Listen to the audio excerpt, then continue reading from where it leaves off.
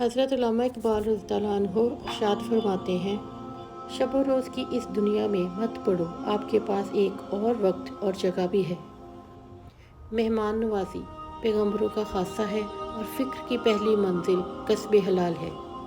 زندگی کا راز یہی ہے، جہاں رہو، جس حال میں رہو، خوش رہو اور مطمئن رہو۔ کام میری نگاہ میں ایسا ہی مقدس ہے جیسے عبادت۔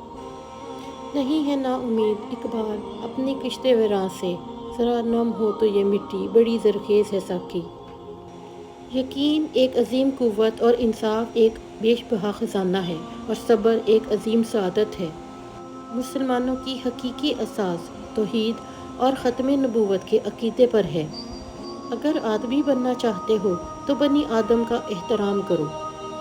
جو مسائل انسان نہ حل کر سکے، قدرت انہیں حل کرتی ہے۔ دل ایک ایسی چیز ہے جو امیر کے پہلو میں نہیں۔ قومیں فنا نہیں ہوتی بلکہ آئندہ نسلوں کی صورت میں اپنا قائم مقام پیش کر دیتی ہیں۔ مسلمانوں کے لیے جائے پناہ صرف قرآن پاک ہے۔ قرآن پاک کو صرف پڑھا نہ کرو، سمجھا بھی کرو۔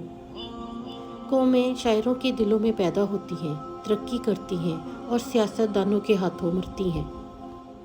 مومن ریشم کی طرح نرم اور فولاد کی طرح سخت ہوتا ہے۔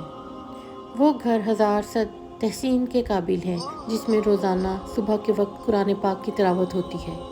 ایک بڑے استاد کی حیثیت سورج کی سی ہے جو اپنی روشنی اور حرارت ہر چیز تک بھی کم و کاس پہنچاتا ہے۔ انسانی پیدائش کا مقصد تسخیر کائنات ہے۔ دوسروں کے سہارے زندگی بسر کرنا قرآن کی رد سے کافری ہے۔